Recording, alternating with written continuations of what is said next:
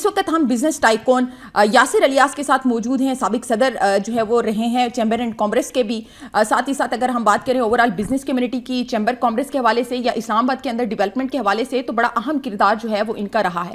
ان سے بات کریں گے کہ جو گزشتہ دور حکومت گزرا پی ڈی ایم کا, ان میں کن مشکلات کا ان کو سامنا کرنا پڑا بطور بزنس مین, اور اب پی ڈی ایم 2 بننے جا رہی ہے تو کیا دیکھ رہے ہیں کہ کیا فائدہ ہوگا, کس طرح سے بہتری لائی جائے گی, فائدہ ہوگا یا نقصان ہوگا, اور عوام پر کتنا اثر پڑے گا. اور ساتھ ہی ساتھ اوور آل بزنس کمیونٹی کی بھی بات کریں گے کہ بزنس کمیونٹی اس اتحاد کے بعد کن مشکلات کا سامنا کرنے جا رہی ہے اور ملک کو کن معاشی مشکلات کا سامنا کرنا پڑ سکتا ہے.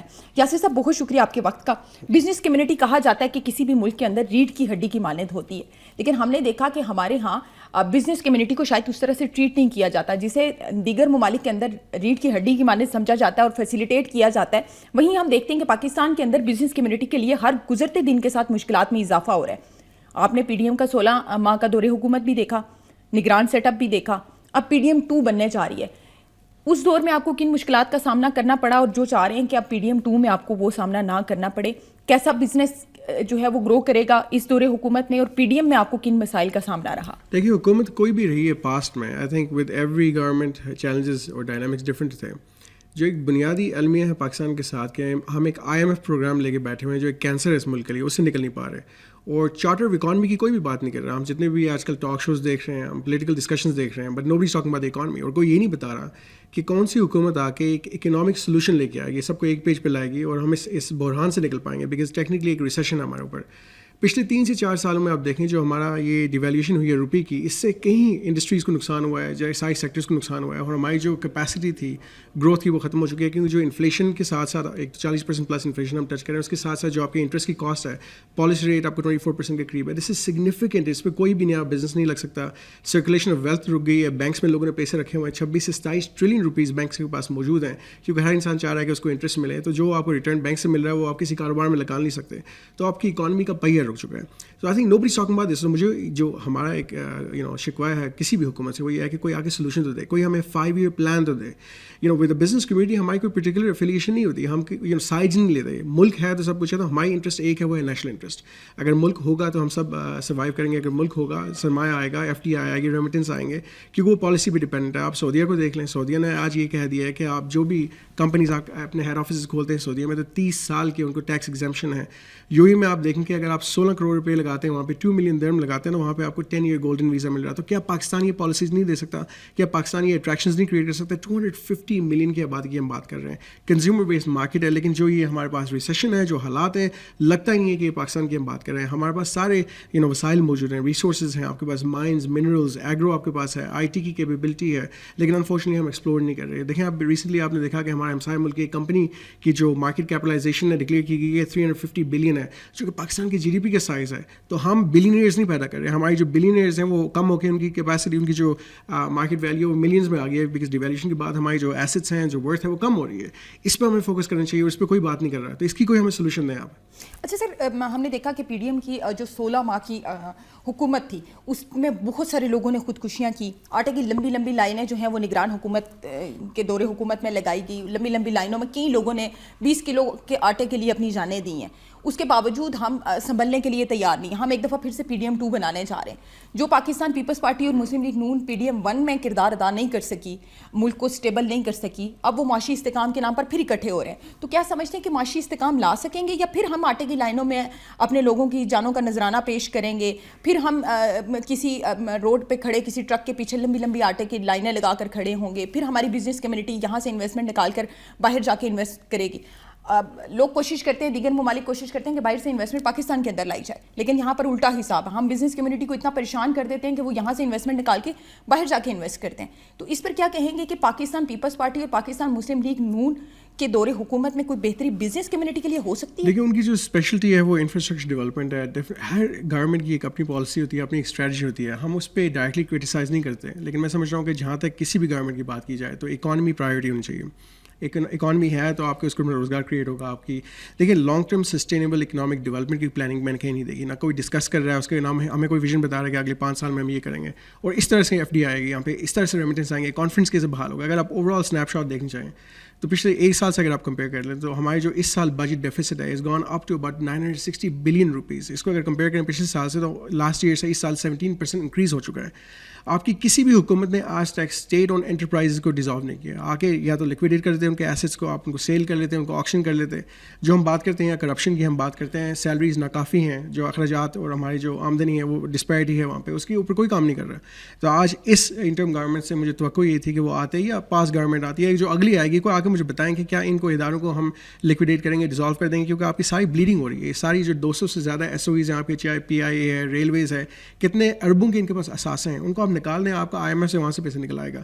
سملرلی جو آپ کے پاس اسٹافنگ ہے, جو اوور اسٹافنگ ہے, کئی ہزار لوگ آپ نے رکھے ہوئے ہیں جن کی ضرورت نہیں ہے, شاید 500 بندوں کی ضرورت ہو, آپ نے وہاں پہ 5000 بندہ رکھا ہوا ہے, تو وہ کون پیسے دے رہا ہے اس کے لیے. وہ جو فسکل ڈیفیسٹ کے ساتھ ساتھ ہمارے جو آپ دیکھیں tax G D P ratio is about 9%, تو جو ہماری ٹیکس کا پیسہ وہ ضائع ہو رہا ہے. یہ پیسہ آپ یوز کر کے یہاں پہ انفراسٹرکچر پہ آپ لگا سکتے ہیں, آپ اچھی روڈز, اچھے ہیلتھ کیئر, اچھے اسکولز بنا سکتے ہیں, لیکن وہ پیسے ضائع کر رہے ہیں. آپ اگر کرنٹلی ہیلتھ کیئر کا نظام دیکھ لیں تو ابھی ریسنٹلی ہم نے دیکھا تھا پمس ہاسپٹل پول کلینک اور جو آپ کے چلڈرن ہاسپٹل ہے, ان کے پاس 50 کروڑ کا شارٹ فال ہے میڈیسنس کا.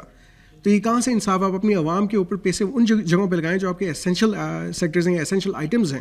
تو یہ تو پیسے ضائع کرنے والی بات ہے اور عوام کے ساتھ زیادتی کرنے والی بات ہے, کیونکہ ہیلتھ پہ اور رزق پہ کوئی کمپرومائز نہیں ہونا چاہیے. تو یہ چیزیں ہیں جو ہم ڈسکس نہیں کر رہے.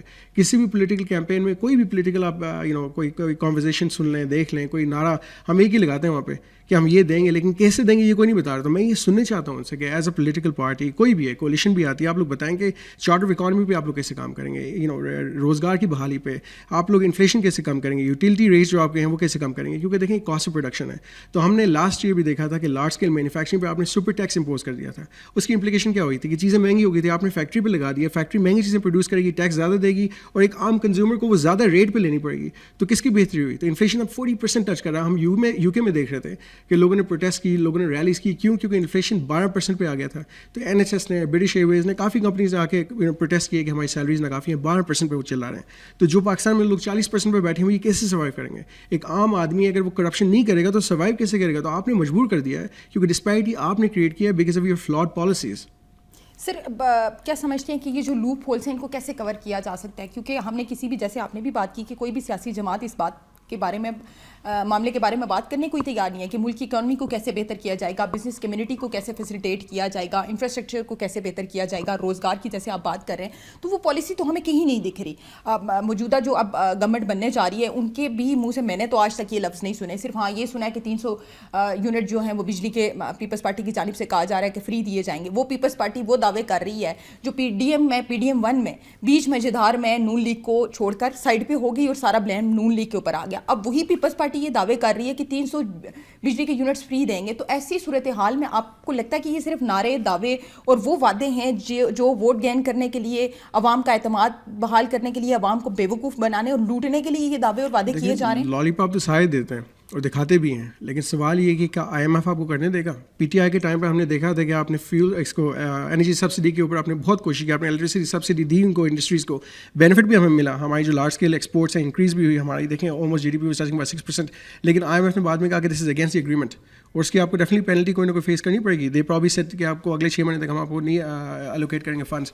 تو آج ان حالات میں جب آپ ڈپینڈنٹ ہیں, I think 1 billion plus liability آپ کی ڈیو ہے اس سال, تو آپ کہاں سے دیں گے؟ اگر I M F on board ہوگا تبھی دیں گے, اور آئی ایم ایف کو آپ کو الاؤ نہیں کرے گا سبسڈیز دینا, کہ وہ کہے گا ہمارے تو آپ ایگریمنٹ ہوا ہوا, چاہے وہ پی ڈی ایم کے ساتھ ہوا تھا, پی ٹی آئی کے ساتھ ہوا تھا, اون تو آپ نے کرنا ہے نا. It is the government of Pakistan, irrelevant کہ پارٹی کون سی تھی.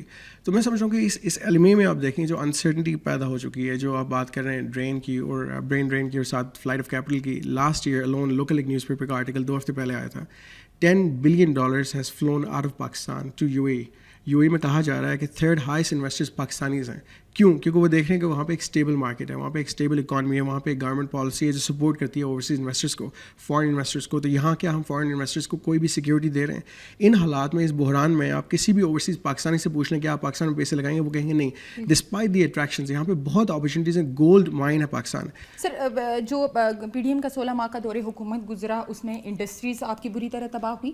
آپ کی بزنس کمیونٹی باہر چلی گئی, آپ کی ریکارڈ یوتھ جو ہے وہ باہر موو ہوئی ہے سیٹل ہونے کے لیے, کسی نے امیگریشن کروائی ہے, کسی نے ویزے اپلائی کیے ہیں, کوئی نوکری, ایون ہم نے یہاں تک لوگوں کو دیکھا ہے کہ باہر جا کر صفائی کا کام کرنے میں بھی وہ مناسب سمجھتے ہیں کہ بجائے اس کے کہ پاکستان کے اندر اس غربت کو اور اس مہنگائی کو فیس کیا جائے اور بچوں کو بھوکا مارا جائے, باہر جا کر وہ جھاڑو لگانے کے لیے بھی تیار ہیں. اور ریکارڈ یوتھ آپ کی پاکستان کی, جس کو ہم اسٹرینتھ سمجھتے ہیں پاکستان کی, وہ ملک سے باہر گیا. آپ کی بزنس کمیونٹی بڑی تعداد میں باہر جا کے انہوں نے انویسٹ کیا. اب PDM2 کا آپ کیا دیکھ رہے ہیں کہ یہ کتنا خوشگوار ماحول جو ہے وہ فراہم کر سکے گی بزنس کمیونٹی کو, انڈسٹریز کو اور عوام کو؟ کیا سمجھتے ہیں کہ اب بزنس کمیونٹی کو یہ انگیج کر سکیں گے کہ پاکستان میں انویسٹمنٹ کی جائے؟ دیکھیں, آج کوئی بھی حکومت آتی ہے وہ ایک سنکنگ شپ کا چارج لے رہے ہیں, تو کسی بھی حکومت کے لیے بہت بڑا چیلنج ہوگا اور اس کو پرائیورٹائز کرنا پڑے گا اکانومی کو پہلے. اور سب سے پہلے اس کو کوشش یہ کرنی چاہیے کہ ہمارے جو ٹرسٹ ڈیفیسٹ اس کو ختم کریں تاکہ لوکل انویسٹر پیسہ لگائے.